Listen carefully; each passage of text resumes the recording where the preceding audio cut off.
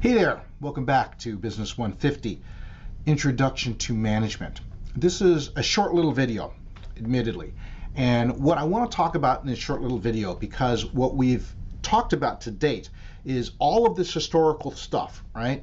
We've talked about the classical approach to management, the behavioral perspective on management, the systems approach, the contingency approach, and what I want to talk about in this video very, very quickly, as you can see here from the title slide, how to integrate all of this together, how to think on a practical basis as a manager to take all of these various schools of thought on management and different ways historically that we have thought about how to manage organizations and integrate it all together in a useful way that we can actually use in real practice.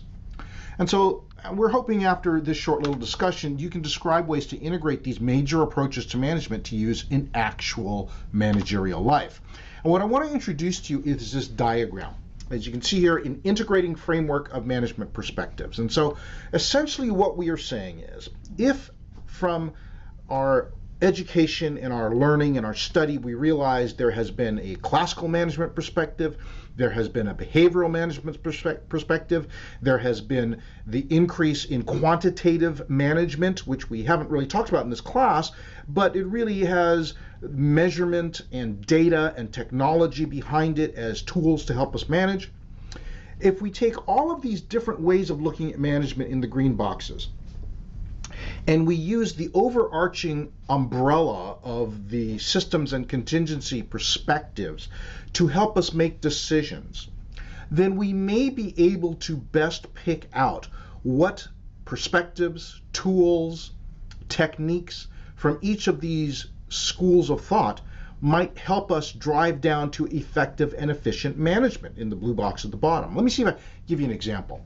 Let's say that you are managing a department where performance is simply not what it needs to be. And as you try to dig in and figure out why is this the case, you figure out, wait a minute, we got 18 people in this department and they all do the job slightly different ways.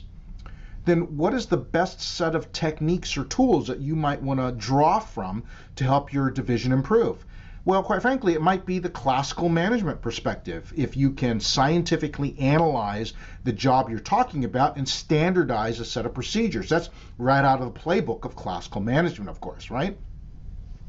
Well, let's take another possible scenario. Let's say that, really what's going on is your top performer in your division has stopped being able or stopped delivering the kinds of results that you've counted on her delivering for the last several years. Her performance has dropped significantly. What might be the best thing for you as a manager to do? Well, quite frankly, whatever tools and techniques you pull from, it might be from the behavioral management perspective, right? Rather than trying to scientifically standardize your job, you have to treat her like a person and find out what is going on in her life that is causing her performance to drop. Is something going on you can be aware of?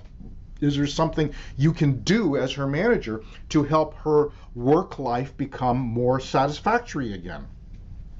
And so you can sort of see here that you may pull tools and techniques from various different perspectives and historical thoughts on management depending on the situation. And this is going to be guided by you balancing the systems perspective and the contingency perspective to realize, on the one hand, your organization does behave a lot like a living organism, a system. And yet every situation is going to be unique and have its own set of very particular characteristics, unlike any other situation you faced.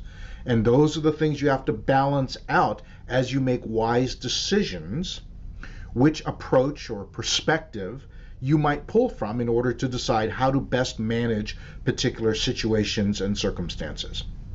So I hope that's helpful. I hope that provides, as it says there in the slide, an integrating framework, an approach, a method to integrate all of these different schools of thought on management in today's world. So, like I said, after this short little video, I hope that you're a little further along being able to describe ways to integrate the major approaches to management we've talked about in the previous videos and how to use all those things in actual practice. Hope that's helpful. We've just got a couple more videos in this module, and then we are done with module number 2. We'll see you in the next video.